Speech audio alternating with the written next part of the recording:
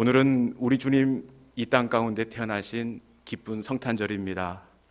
우리 주님의 성탄의 은혜와 기쁨이 여러분의 가정과 또 자녀들 가운데 충만하게 선물로 임하기를 주님의 이름으로 축원합니다.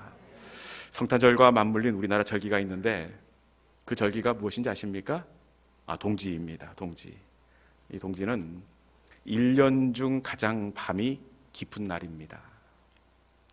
여러분, 그런데 아무리 깊은 밤이 있는 동지지만 우리 주님이 오시는 날을 기점으로 밤은 줄어들고 다시 빛으로 역전되게 된다는 겁니다. 이 빛으로 방향이 돌아서는 역전의 계절이 바로 성탄의 절기입니다. 이 반전의 계절, 또 역전의 은혜가 있는 이 성탄의 절기에 여러분의 가정과 또 삶의 자리가 우리 하나님의 은혜의 자리로 새롭게 역전되는 은혜가 있기를 주님의 이름으로 축원합니다. 성탄절에는 보통 예수님의 탄생과 관한 그런 본문을 설교의 배경으로 잡습니다. 마리아 이야기를 본문으로 잡는다 할지, 아니면 요셉 이야기, 또 동방박사, 아니면 양을 치는 목자 이야기를 성경 본문으로 이렇게 잡고 설교를 합니다. 오늘 성탄절인데 갈라디아서에 대한 말씀을 이렇게 본문으로 정한 걸 보면서 조금 생경할 수 있다, 참 낯설 수 있다라는 그런 생각을 할 수도 있습니다. 그런데 왜 하필 이 복음서 예수님 이야기가 아니라 갈라디아서를 성탄절 예배 본문으로 택하게 되었느냐? 그것은 이 갈라디아서가 예수님께서 이 땅에 오신 이유를 가장 잘 보여주기 때문에 그렇습니다.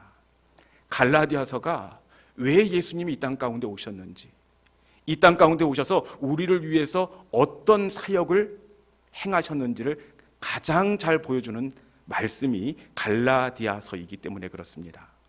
오늘 본문에 보니까 예수님께서 어떤 분이시라고 말씀하고 있느냐? 먼저 우리 예수님은 때가 참에 이 땅 가운데 오신 분으로 이렇게 되어 있습니다. 우리 본문 4장 4절에 있는 말씀 같이 한번 읽어보도록 하겠습니다. 본문 4장 4절입니다. 자, 시작. 때가 참에 하나님이 그 아들을 보내사 여자에게 나게 주시고 율법 아래에 나게 하신 것은, 아멘. 하나님이 그 아들을 이 땅 가운데 보내셨습니다. 예수님이 이 땅 가운데 오셨는데 언제 오셨다고요? 때가 참에 이 땅 가운데 보내셨다, 이렇게 말씀하고 있습니다. 예수님께서 이 땅 가운데 오신다는 예언은 일찍이 창세기부터 이렇게 예언되어 있습니다. 우리가 잘 알듯이 아담이 범죄한 이후에 창세기 3장에 보면 여자의 후손으로 메시아가 오시겠고 그 후손이 뱀의 머리를 상하게 할 것이다. 창세기부터 하나님께서는 메시아 예수께서 이 땅 가운데 오실 것을 약속하셨습니다.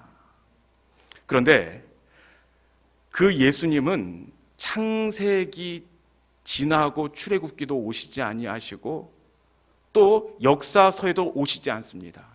예언서에도 예언이 되어 있습니다. 이사야서 7장에도 보면 여자가 잉태하여 아들을 낳을 것이다, 그 이름을 임마누엘이라 하리라, 그 예언서에도 약속되었지만 예수 그리스도께서는 갑자기 오시지 않았습니다. 예수님이 태어나기 수천 년 전부터 하나님은 말씀하셨지만 갑자기 오신 것이 아니라 때가 참에 그 아들을 보내셨다, 이렇게 말씀하고 있습니다.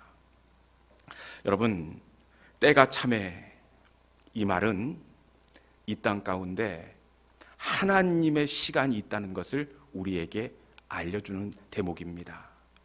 인류의 역사에도 보면 하나님의 시간이 있습니다. 아울러 한 사람의 인생 가운데에도 하나님의 때가 있습니다. 그런데 문제는 이 하나님의 시간을 기다린다는 것이 결코 쉬운 일이 아닙니다. 기도하고 기도해도 변화될 것 같지 않는 남편의 변화를 기다린다는 것 참 쉽지가 않습니다. 울고 울어봐도 돌아설 것 같지 않는 사춘기 자녀의 돌아섬을 기다린다는 것, 이거 쉽지 않습니다. 전혀 나을 기미가 없어 보이는 병마의 막막함 앞에서 끝까지 인내하고 하나님의 때를 기다리고 신앙으로 살아낸다는 것 참 쉽지 않습니다. 여러분, 그런데 우리 하나님은 때가 참에 아들을 보내셨듯이 때가 참에 하나님은 우리를 도우시고 때가 참에 고치시고 때가 참에 우리의 문제를 해결해 주시는 하나님이 되시는 줄로 믿습니다. 우리 하나님은 하나님의 때에 반드시 응답하시는 약속의 하나님이십니다. 여러분, 아브라함을 봐도 그래요. 아브라함에게 하나님께서 너희에게 아들이 있을 것이다, 이렇게 말씀하십니다. 그런데 그 믿음의 아들이 언제 찾아왔습니까? 아마 아브라함은 그 약속한 그 해에 믿음의 아들 이삭이 찾아오지 않을까 그렇게 기대했습니다. 그런데 하나님은 아브라함의 때가 아니라 하나님의 때에 이삭이 태어나게 하셨습니다. 하나님의 때가 있습니다. 여러분, 다윗이 왕위에 오른 것을 봐도 마찬가지예요. 다윗이 16살 정도에 사무엘로부터 왕이 되리라는 약속을 받았습니다. 그런데 그가 언제 왕으로 세움을 받았습니까? 바로가 아니라 무려 25년이란 시간이 지난 후 하나님의 때에 응답을 받을 수가 있었습니다. 사랑하는 성도 여러분, 우리 하나님은 언제나 하나님의 때에 우리를 도와주시는 하나님이십니다. 우리의 때가 아니라 하나님의 때가 차야 응답해 주시고 때가 차야 돌아오게 하십니다. 때가 차야 고쳐주시고 때가 차야 만나게 해주십니다.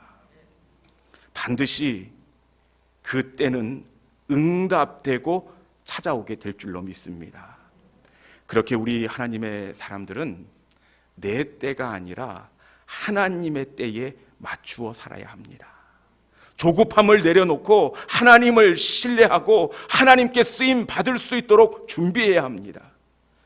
때가 참에 내 기도의 열매에 응답해 주실 하나님을 신뢰하면서 하나님의 때를 믿음으로 기다리는 우리 모든 믿음의 권속들이 될 수 있기를 주님의 이름으로 축원합니다. 그리고 예수님께서 오신 이유는 두 번째로 속량의 사역을 이루시기 위해 이 땅에 오셨습니다. 우리 본문 5절에 있는 말씀 같이 한번 읽어봅시다. 본문 5절, 자 시작.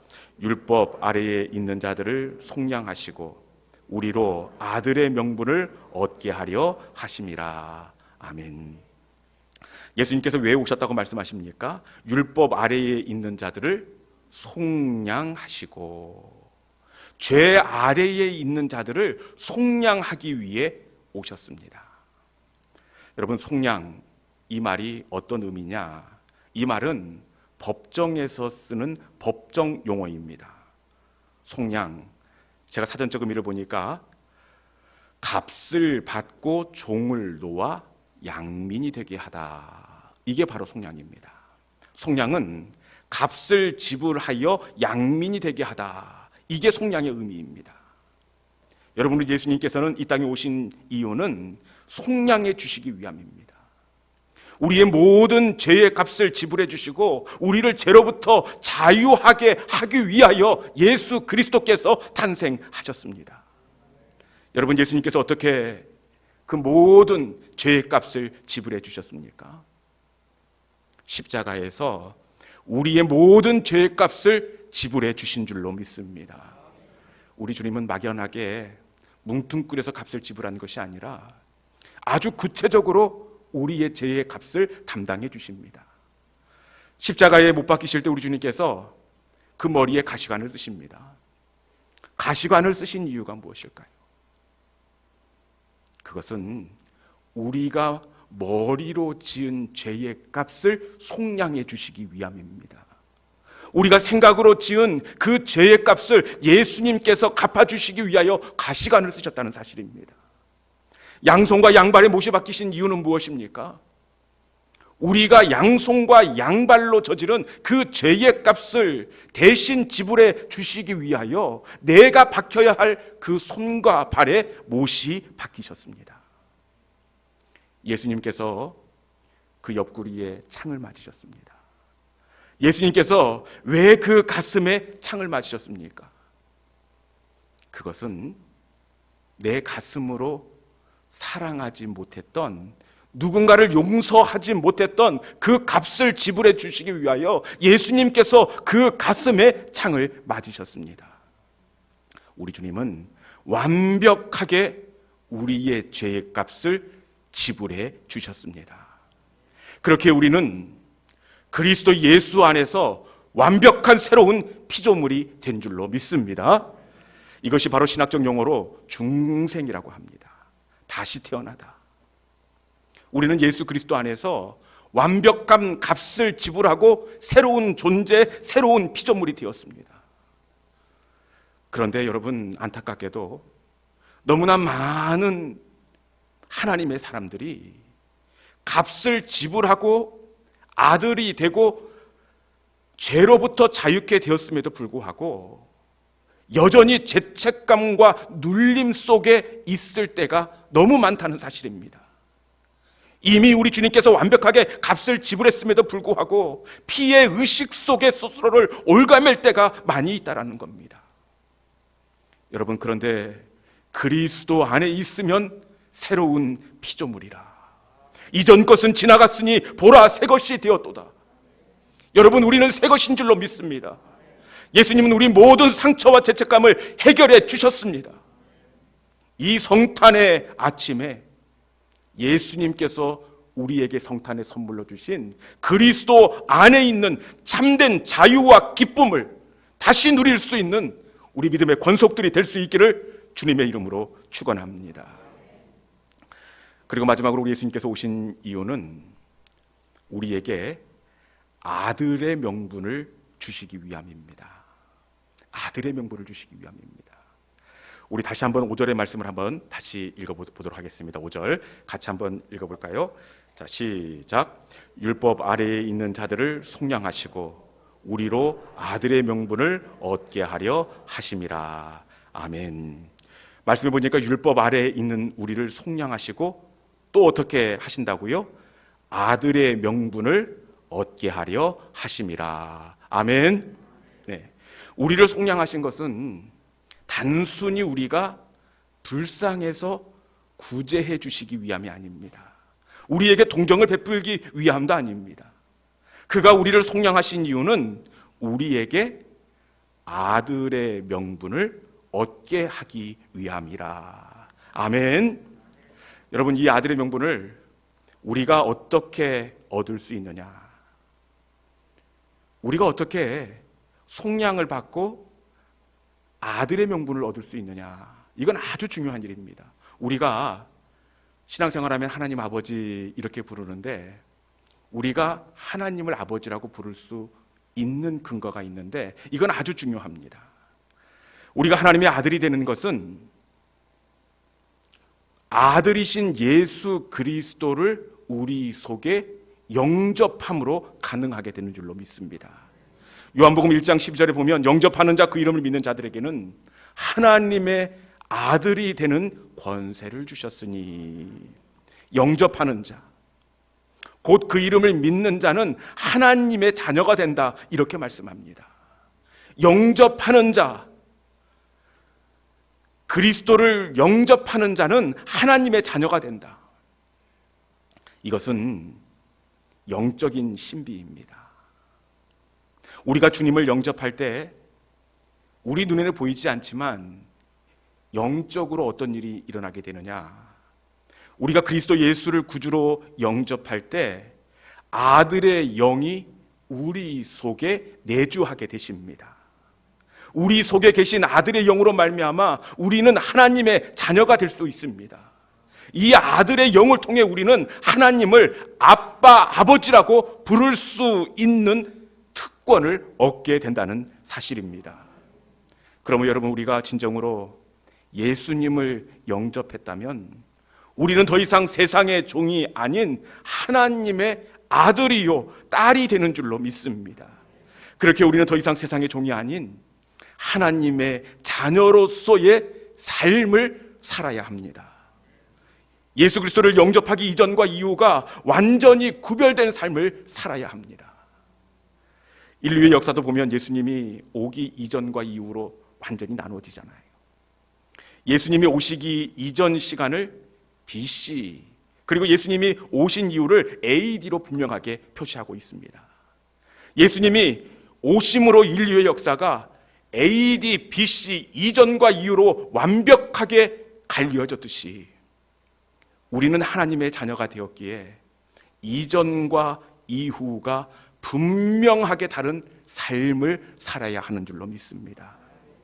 그런데 문제는 하나님의 자녀가 되었음에도 불구하고 여전히 세상의 종으로 살아간다는 것이 문제입니다. 하나님의 자녀가 되었음에도 불구하고 하나님의 자녀가 아닌 것처럼 살아가는 겁니다. 먹는 걸 봐도 이전과 이후가 똑같아요. 입는 걸 봐도, 만나는 사람을 봐도, 말하는 습관을 봐도 이전과 이후가 너무나 똑같은 삶을 살아가는 문제가 있다는 겁니다.